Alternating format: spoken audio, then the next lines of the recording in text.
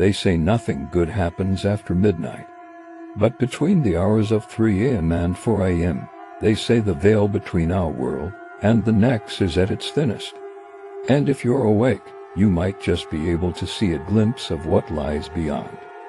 In today's video, we'll be counting down 7 real encounters with the paranormal that all happened at precisely 3 a.m. Viewer discretion is advised for this one. Some of these stories may be scary, sad, or disturbing. And now the story goes. In the year 2008, a young man was studying at a college far from home. He had recently moved into a dormitory and was trying to get settled. One night, while he was awoken to use the restroom, he heard what sounded like whispering voices coming from the other side of his dorm room door. At first, he thought it was his roommate, who thankfully was a very light sleeper and would make plenty of noise even in the middle of the night. But when he called out, "Is that you?" silence. No reply. He assumed it was just his imagination and went back to sleep. Sometime later, he was woken once again by the same whispering voices. Just as he began to call out, "Is that you?" once more, the silence continued. Something was definitely going on. He decided to investigate, for whatever reason. He waited until the third time that he heard the whispering before getting out of bed and approaching the door. As he strained to listen, he thought he heard the voice say his name, and when he looked down, he saw numerous claw-like marks on the door, presumably made by whoever or whatever was on the other side trying to get in. From that day forward, he never slept soundly again. Our next story comes from Reddit user Timbertown. Back when I was working as a security guard in a large, high-rise office building, there was a section of the lobby with floor-to-ceiling windows and glass doors, which allowed people to see up to the 14th floor. One night, around 3 a.m., I was sitting in my little cubby watching the YouTube videos on my phone when I noticed a dark shadow figure sprinting across the lobby on the security cameras. Thinking nothing of it, I watched it turn the corner and disappear.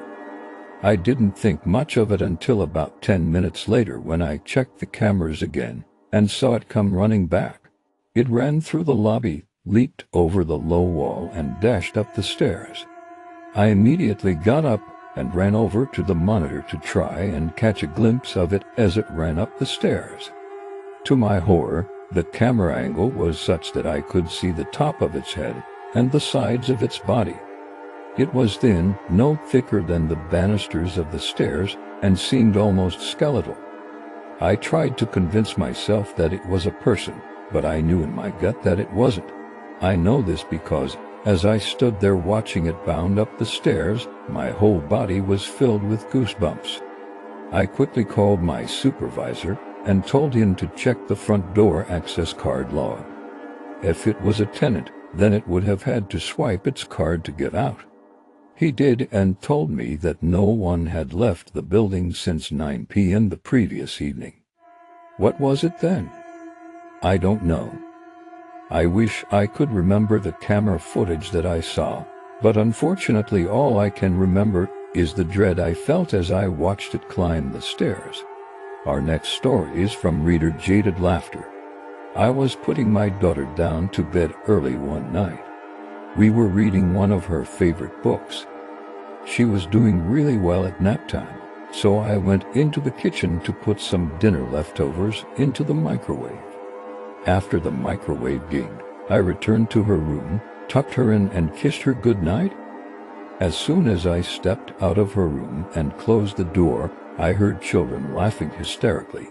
I thought nothing of it and went to the living room to watch some TV. About 5 minutes later, I heard the laughing again, followed by what sounded like screams. My heart raced as I ran to my daughter's room. The laughing came from the attic directly above her bedroom. I quickly went to the attic door, opened it, and yelled, "Who's up here?" Silence. I went into the attic and found nothing. There were no windows, only an old water tank. I put my daughter down there every day, and I always checked the attic door before leaving her alone. I'd never heard any strange noises during the day, only at night. Our next story is from Still Standing. Many years ago, I used to drive truck, and one night I was driving through Oklahoma.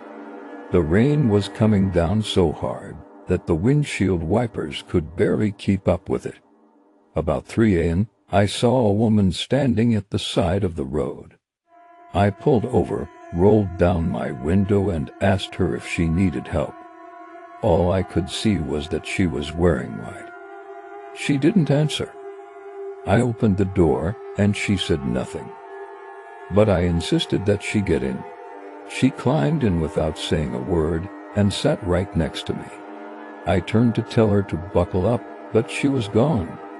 I slammed on the brakes and pulled over to the side of the road. I turned around to ask her why she left, but she was nowhere to be seen.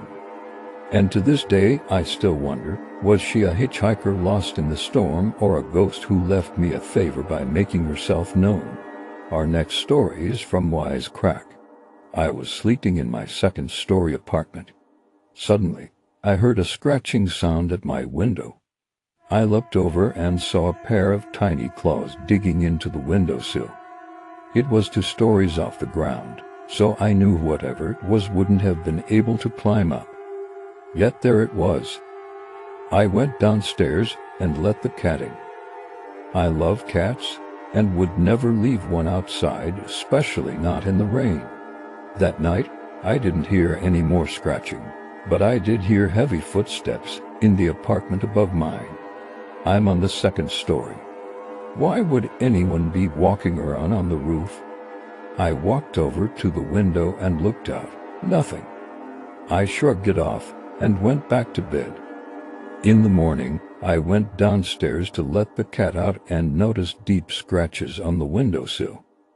I went back upstairs, looked out the window, and saw that the apartment above mine had a brand new resident. Our next story is from Lurker.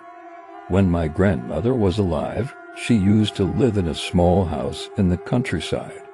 She was widowed about 15 years ago, and ever since then, she'd claimed to hear her husband humming around the house from time to time. One day, she was cleaning out a closet when she noticed the sound was coming from inside the wall.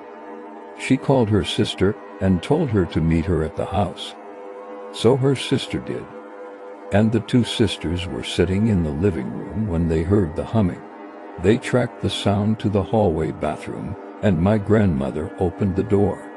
Inside the bathroom, the walls were covered in mold, so she wiped them clean with a cloth. As she did, she noticed the reflection of a man in the mirror behind her. It was an old man wearing a hat and humming to himself. He looked at her and smiled. Before she could say anything, the humming stopped and the reflection was gone. She and her sister were both weirded out and never went back to that bathroom again. Our final story is from Antares 51. 3 years ago, I was awoken in the middle of the night by the distinct tone of my phone alarm. It was set to go off at 3 a.m. Confused, I reached over to turn it off, except it wasn't my alarm. I don't remember setting an alarm on my phone that early in the morning. I checked the clock. It was 3 o'clock a.m. and the alarm was set by an unknown number. I clicked on the notification, which read "Wake up," but there was no contact information.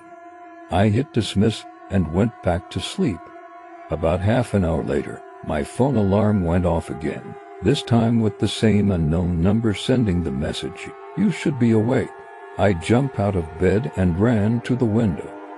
I live in a 3rd-story apartment, and everything looked normal. The streets below were empty, yet something felt off. Maybe it was the fact that I'd received a mysterious warning via text.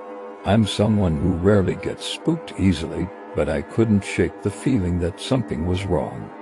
I turned around and walked away from the window. That's when I saw a text on my phone that simply said, "Look behind you." I slowly turned around and looked behind me. Nothing was there.